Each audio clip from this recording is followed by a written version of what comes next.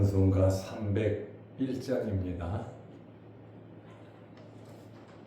찬송가 301장.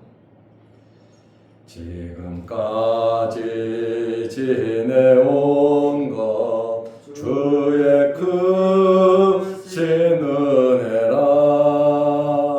한이 없는 주의 사랑 어찌 이루 말하랴. 자나깨나 주의 손이 항상 살펴주시고 모든 일을 주 안에서 형통하게 하시네. 몸도 맘도 연약하나 세임받아 살았네. 물붓듯이 부시는 주의 은혜 족하다. 사람 없는 거리에나 험한 산길 헤맬 때 주의 손을 굳게 잡고 찬송하며 가리라. 주님 다시 배올 날이 날로 날로 다가와. 무거운 짐 주께 맡겨 벗을 날도 멀잖네. 나를 위해 예비하신 고향 집에 돌아가 아버지의 품 안에서 영원토록 살리라.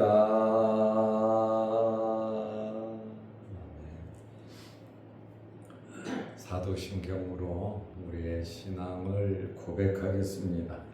전능하사 천지를 만드신 하나님 아버지를 내가 믿사오며 그 외아들 우리 주 예수 그리스도를 믿사오니 이는 성령으로 잉태하사 동정녀 마리아에게 나시고 본디오 빌라도에게 고난을 받으사 십자가에 못 박혀 죽으시고 장사한 지 사흘 만에 죽은 자 가운데서 다시 살아나시며 하늘에 오르사 전능하신 하나님 우편에 앉아 계시다가 저리로서 산자와 죽은 자를 심판하러 오시리라.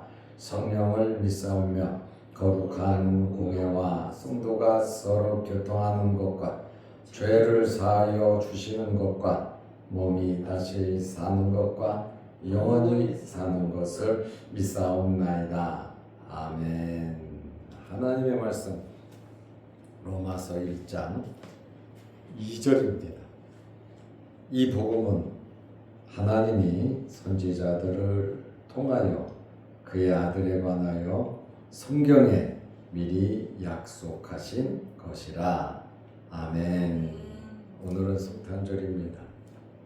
성탄에 주님께서 여러분과 함께 하시길 바랍니다. 지금 로마서 1장 본론으로 들어가기 전에 제가 서론으로 오늘까지 말씀드리고 내일부터 로마서 1장 1절부터 볼 수 있도록 하겠습니다. 로마서를 기록한 목적이 있다고 말씀을 드렸습니다. 어제 말씀드린 것처럼 첫째는 선교적인 목적이 있었습니다. 둘째는 변증적 목적이 있었습니다. 변증이라고 하는 것은 변론을 통해서 복음을 바로 알리는 것입니다. 바울이 로마서에서 기독교에 대해서 논리적으로 말하면서 상대방들이 바로 알수록 변증하려는 목적으로 로마서를 기록했습니다. 오늘 세 번째로는 교훈적 목적이 있습니다. 교회를 교훈하고 성도들을 교훈하기 위해서 로마서를 기록했습니다. 로마서는 기독교 진리에 대한 체계적인 말씀입니다. 로마 교회 그리스도인들의 구원을 위해서, 그리고 로마인 그리스도인들의 믿음을 깨우쳐 바른 길로 갈 수 있도록 강화시키려는 목적을 갖고 있습니다. 다시 말하면 복음에 대하여 상세하게 기록하여 알 수 있도록 했습니다. 그리고 율법과 복음의 관계성을 규명하였고, 각 개인의 구원과 성화, 그리스도의 몸된 교회를 섬기는 자세에 대해서, 그리고 국가와 사회에 대한 그리스도인들의 의무, 그리고 세계 열국을 구원하시려는 하나님의 계획 등을 아주 자세하게 교훈하였습니다. 그리고 다섯 번째로 로마서는 누구를 위해서 기록을 했는가? 로마 교회 성도들을 위해서 기록을 했습니다. 여섯째로, 그러면 로마 교회의 기원은, 로마 교회는 어떻게 로마에서 시작되었습니까? 로마 교회의 기원은 언제 어떻게 교회가 세워졌는지 전혀 알 수가 없습니다.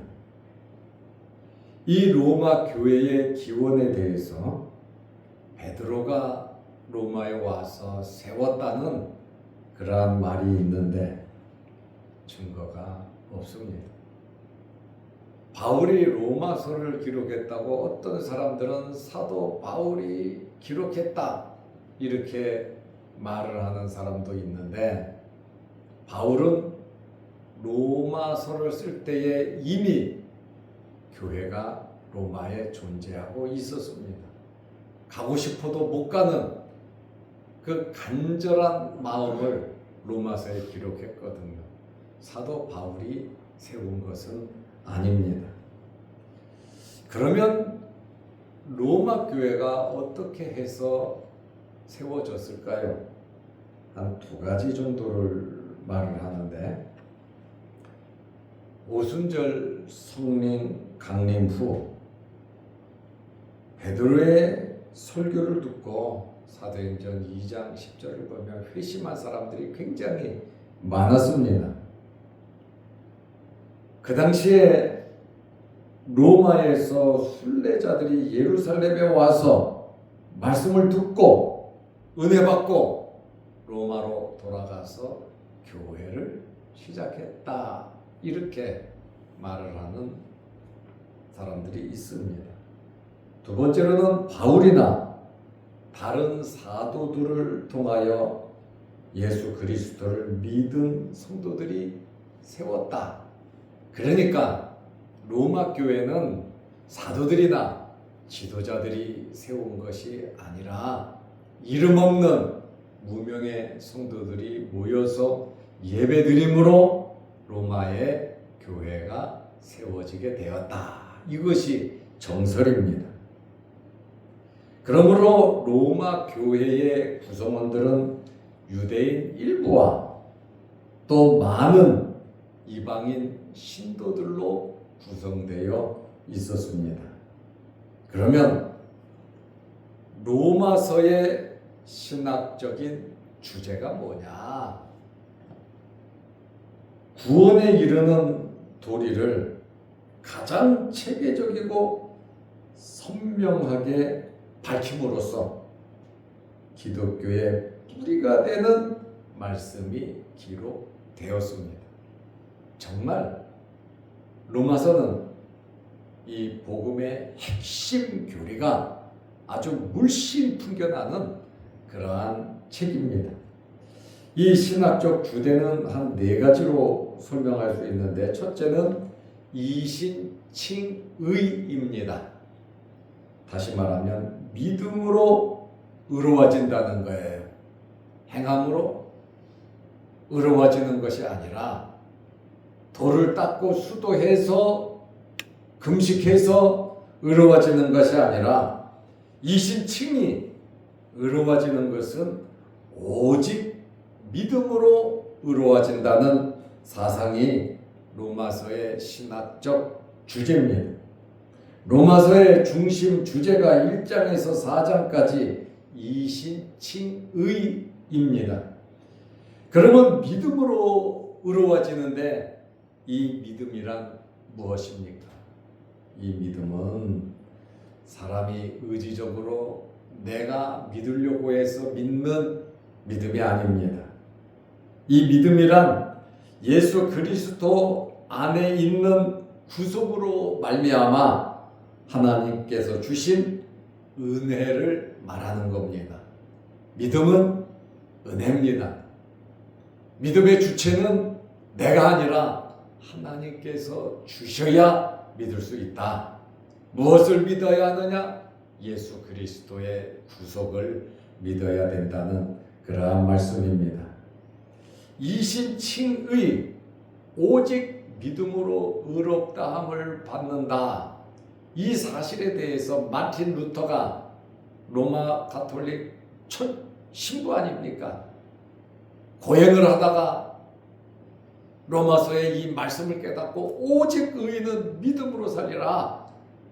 오직 의인은 믿음으로 된다는 그 말씀에 감동을 받고 마틴 루터는 종교개혁을 했고, 방황하던 어거스틴도 로마서를 펼치고 보다가 회개하고 예수 그리스도를 믿게 되었습니다.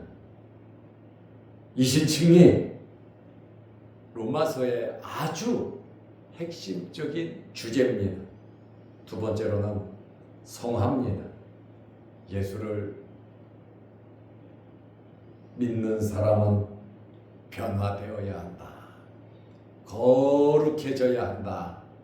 이 성화는 날마다 거룩해지는 삶을 의미합니다.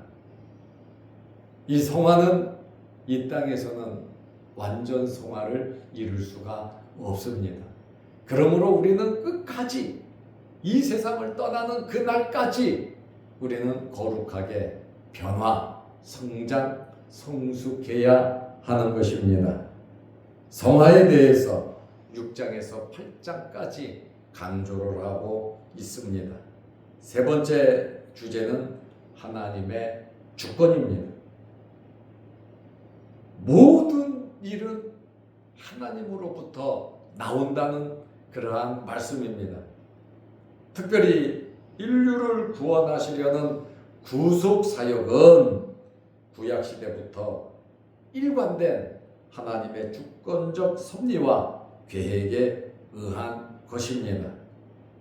그래서 하나님의 주권을 설명하면서 토기장이 권세를 말을 합니다.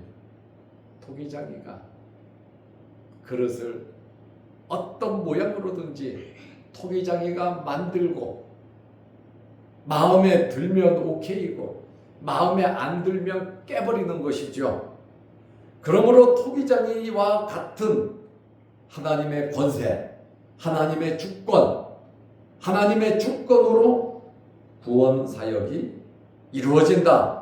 9장에서 11장까지 강조하고 있습니다. 네 번째로 신학적인 주제는 봉사의 삶입니다. 봉사의 삶. 로마서는 구원에 관한 교리뿐만 아니라 실제적으로 이 세상에서 어떻게 우리가 살아가야 하느냐, 실제적인 문제를 거론하고 있습니다. 12장에서 15장까지 어떻게 성도들이 살아가야 하느냐, 그거에 대해서 아주 상세하게 기록을 해 놓았습니다. 구원받은 성도는 이웃과 동료에 대하여 사랑을 실천하고 또 하나님께 봉사하며 헌신하는 삶을 살아야 한다는 그러한 말씀입니다.